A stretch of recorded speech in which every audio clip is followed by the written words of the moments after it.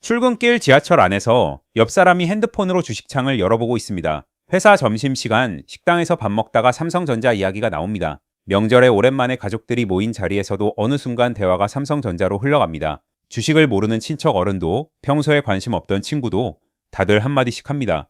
삼성전자? 지금 사도 되는 거 아니야? 주식시장에는 인간지표라는 게 있습니다. 전문적인 차트나 재무제표가 아니라 주변 사람들의 행동과 분위기로 시장을 읽는 방식입니다. 택시기사님이 주식 이야기를 할 때 팔아라. 뉴스 일면이 주식으로 도배될 때 조심해라. 오래된 격언들이죠. 그리고 지금 삼성전자는 그 인간지표들이 하나씩 켜지고 있습니다. 그래서 일부에서는 이런 말이 나오기 시작했습니다. 지금이 바로 환희의 구간이다. 슬슬 팔 준비를 해야 한다. 틀린 말이 아닙니다. 공포에 사고 환희에 팔아라는 주식시장에서 수십 년을 살아남은 격언이고 지금 분위기가 딱 그 환희의 냄새를 풍기고 있는 건 사실입니다. 그런데요, 저는 오늘 그 소수의 의견에 정중하게 반론을 제기하려고 합니다. 지금 삼성전자의 상황은 단순한 분위기 상승이 아닙니다. 오랫동안 짓눌려 있던 이유들이 하나씩 해소되고 있고 그게 숫자로 증명되기 시작하는 구간입니다. HBM 경쟁에서 뒤처졌다는 우려, 파운드리 적자 문제, 엔비디아 납품 이슈, 이 악재들이 반영되고 또 반영된 게 6만 원대 바닥이었습니다. 지금 20만 원은 그 악재들이 거치면서 제자리를 찾아가는 과정일 수 있습니다. 분위기가 좋다고 해서 무조건 고점이 아닙니다. 때로는 분위기가 좋아지는 게 진짜 상승의 시작인 경우도 있습니다. 오늘 영상에서는 세 가지를 짚겠습니다. 첫째, 지금 삼성전자의 상승이 기대감인지 실적 회복인지 펀더멘털을 팩트로 확인합니다.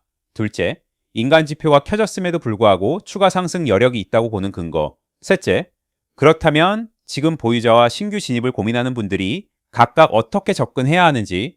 환희가 가득한 지금 팔라는 사람들의 말도 틀리지 않습니다. 하지만 데이터는 조금 다른 이야기를 하고 있습니다. 그 이야기 지금 시작하겠습니다.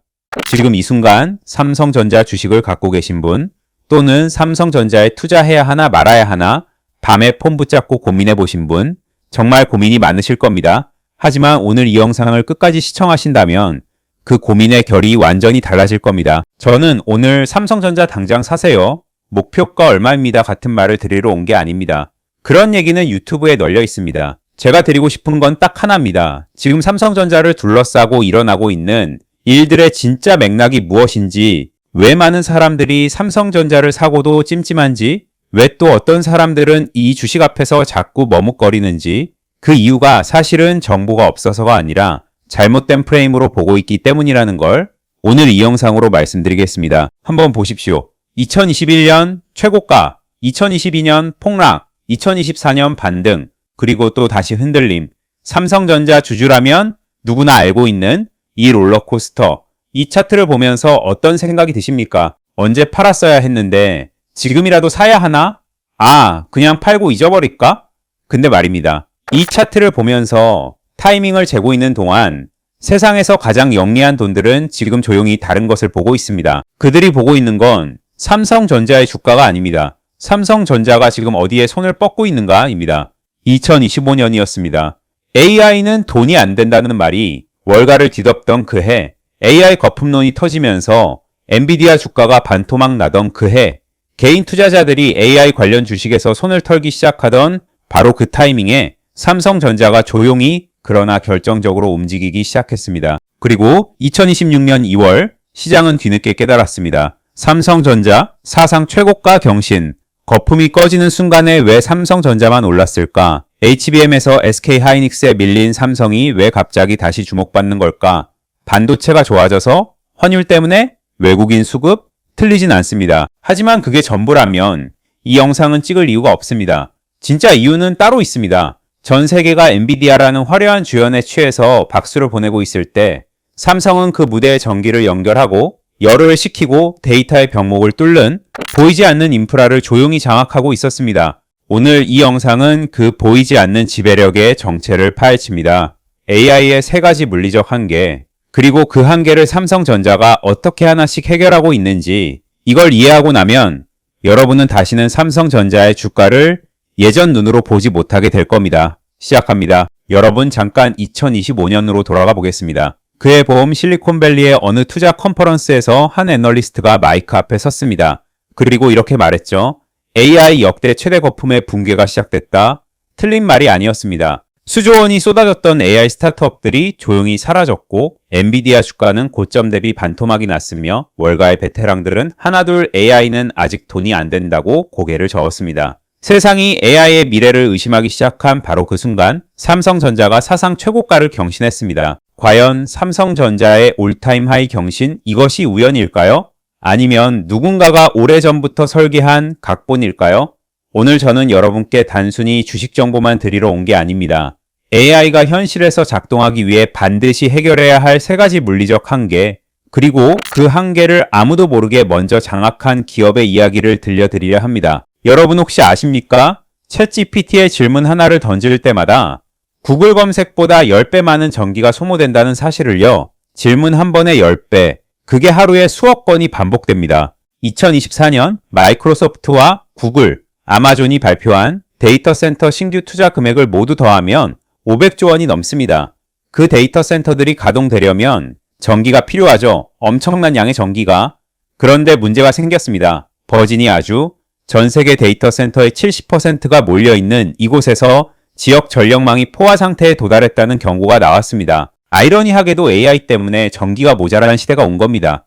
이건 기술의 문제가 아닙니다. 물리의 문제입니다. 아무리 훌륭한 엔비디아 H100 칩이 있어도 전기 콘센트가 없으면 그냥 비싼 플라스틱 덩어리입니다. 그래서 빅테크들이 아주 조용히 움직이기 시작했습니다.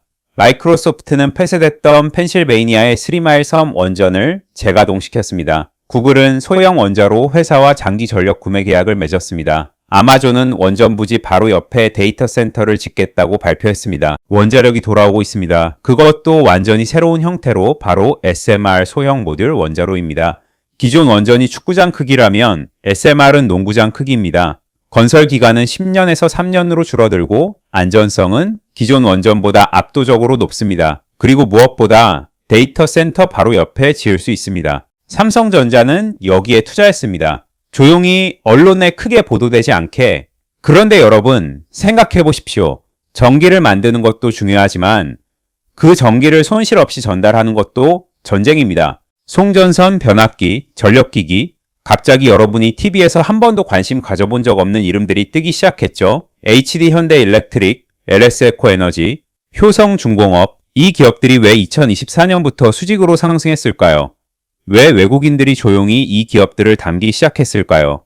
AI 데이터 센터에 전기를 공급하는 전력 인프라가 폭발적으로 수요가 늘었기 때문입니다. 삼성전자가 AI 메모리를 팔면 그 메모리가 들어간 서버를 운영하려면 전기가 필요하고 그 전기를 공급하는 변압기와 송전기기의 수요가 폭등합니다. 삼성전자의 성장은 혼자 일어나는 것이 아닙니다. 하나의 생태계가 동시에 움직이는 겁니다. 그 생태계의 첫 번째 층이 에너지입니다. 자, 이제 전기 문제는 해결됐다고 칩시다. 다음 문제가 기다리고 있습니다.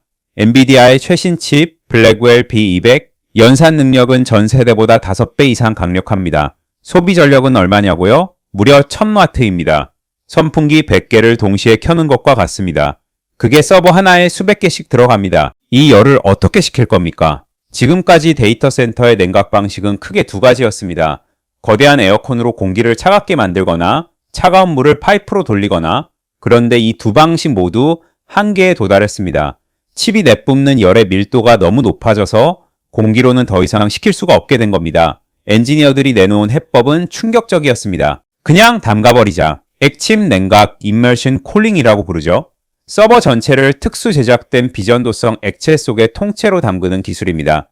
물에 담그면 합선되지 않느냐고요? 이 특수 액체는 전기가 통하지 않습니다. 대신 열 전도율이 공기보다 1200배나 높습니다. 칩이 아무리 뜨거워져도 액체가 즉시 열을 빨아들입니다. 에어컨이 필요 없습니다. 냉각 팬도 필요 없습니다. 전력 효율은 40% 이상 올라갑니다. 마이크로소프트, 구글, 메타가 이 기술을 도입하기 시작했습니다.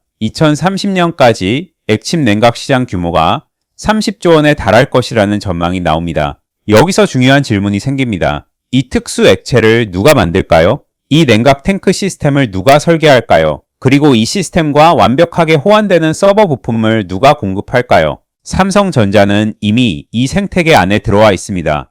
자신들이 만드는 HBM 메모리와 D램이 액침 냉각 환경에서도 정상 작동하도록 수년 전부터 설계 스펙을 바꿔왔습니다. 이게 무슨 의미냐고요?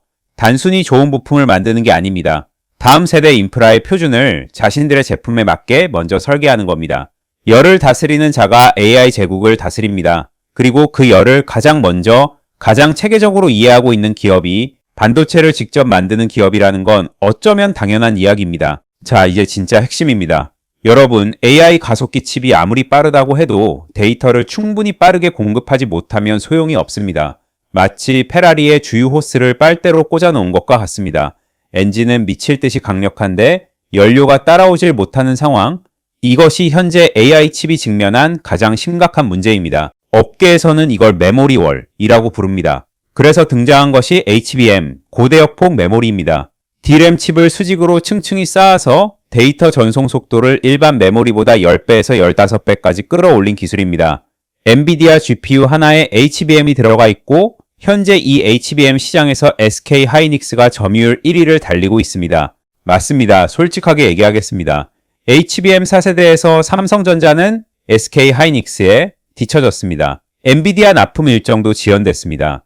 시장은 삼성전자를 2류로 대우하기 시작했죠. 언론이 떠들었습니다. 삼성 반도체의 몰락, SK 하이닉스의 시대. 그런데 말입니다. 여기서 우리가 놓친 것이 있습니다. HBM은 분명 빠릅니다. 하지만 용량에는 한계가 있습니다. 현재 가장 큰 HBM도 GPU 하나에 붙을 수 있는 용량은 제한적입니다. AI 모델이 점점 거대해지면서 이 용량의 한계가 새로운 병목이 되기 시작했습니다. 더 빠른 것을 넘어 더 큰 것이 필요한 시대가 온 겁니다. CXL, 컴퓨터 익스프레스 링크, 발음도 낯선 이 기술이 지금 AI 인프라의 판을 조용히 뒤집고 있습니다. CXL을 한마디로 설명하면 이겁니다. 기존에는 CPU, GPU, 메모리가 각자의 우물에서 데이터를 끌어왔습니다. 연결이 느리고 각자 따로 놀았죠. CXL은 이 모든 것을 하나의 거대한 공용 메모리 풀로 묶어버립니다. CPU가 필요하면 여기서 끌어쓰고 GPU가 필요하면 여기서 끌어씁니다. 용량 제한이 사실상 사라지는 겁니다. 메모리를 마치 레고 블록처럼 무한정 덧붙일 수 있게 된다고 생각하시면 됩니다. 그리고 이 CXL 기술의 특허와 핵심 기술 스택을 가장 많이 보유하고 있는 기업이 바로 삼성전자입니다.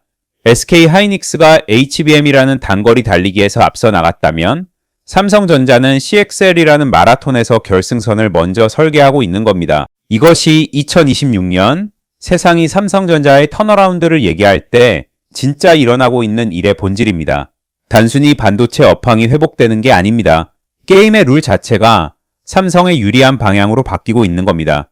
자, 이제 마지막 장면입니다. 지금까지 우리가 이야기한 건 모두 서버의 이야기였습니다. 거대한 데이터 센터와 클라우드 속에서 돌아가는 AI. 하지만 AI는 지금 이동하고 있습니다. 클라우드에서 여러분의 손 안으로 말이죠. 2025년 2월 공개된 갤럭시 S25, 그리고 그 다음을 향해 달려가는 갤럭시 S26.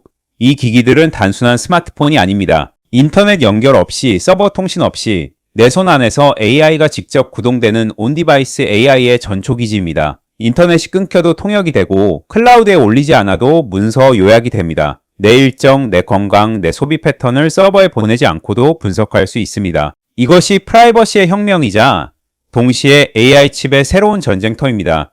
그리고 이 전쟁터에서 싸우려면 저전력으로 강력한 AI 연산을 처리하는 칩, 그 칩에 빠르게 데이터를 공급하는 메모리, 이 모든 것을 설계하고 제조하는 파운드리가 필요합니다. 에너지, 냉각, 메모리, 파운드리, 그리고 최종 소비자 기기, 이 5개의 고리를 하나의 회사 안에 모두 가지고 있는 기업이 지구상에 몇이나 될까요? 애플은 기기와 칩을 가졌지만 메모리와 파운드리가 없습니다. 엔비디아는 칩 설계를 가졌지만 제조가 없습니다. TSMC는 파운드리를 가졌지만 최종 기기가 없습니다. 삼성전자는 이 모든 것을 갖고 있습니다. 2026년 19만 전자를 만든 힘의 정체가 이겁니다. 주가가 괜히 오른 게 아닙니다. 시장이 삼성의 진짜 가치를 뒤늦게 발견하기 시작하는 겁니다. 엔비디아가 AI라는 황금 광산에서 삽을 팔아 돈을 번 회사라면 삼성전자는 그 광산 전체의 지형도를 그리고 도로를 깔고 전기를 연결하는 회사입니다. 무대 위의 주인공은 화려하게 빛납니다. 하지만 그 무대를 설계하고 조명을 다루고 전기를 공급하는 사람 없이는 단 1초도 공연이 이어질 수 없습니다. 지금 삼성전자를 보는 것은 차트를 보는 것이 아닙니다. 인류가 AI와 공존하기 위해 지금 이 순간에도 땅속 깊이 파이프를 붓고 하늘 높이 전선을 올리고 바다 건너 칩을 실어 나르며 건설하고 있는 거대한 문명의 지도를 보는 것입니다. 당신은 이 지도에 어디에 투자하고 있습니까? 단순히 삼성 사야 해가 아니라 왜 지금 이 시점에 삼성전자라는 기업이 가진 구조적 의미가 무엇인지 그 맥락을 함께 읽어드리고 싶었습니다. 그리고 오늘 특별히 삼성전자의 이런 큰 흐름에 편승해서 우리의 투자를 성공적으로 이끌어줄 수 있는 몇 가지 종목들을 공유해 드릴까 합니다. 유튜브 정책상 영상에서 직접적으로 언급드릴 수는 없는 점 양해해 주시기를 바라며 영상 설명란과 고정 댓글에 있는 양식으로 신청을 해주시는 모든 분들께 공유해 드리도록 하겠습니다. 그리고 이 영상이 도움이 되셨다면 좋아요와 구독 잊지 말아주시고 다음 영상에서는 CXL 이후 삼성이 노리는 차세대 파운드리 전쟁을 다뤄보겠습니다. 고맙습니다.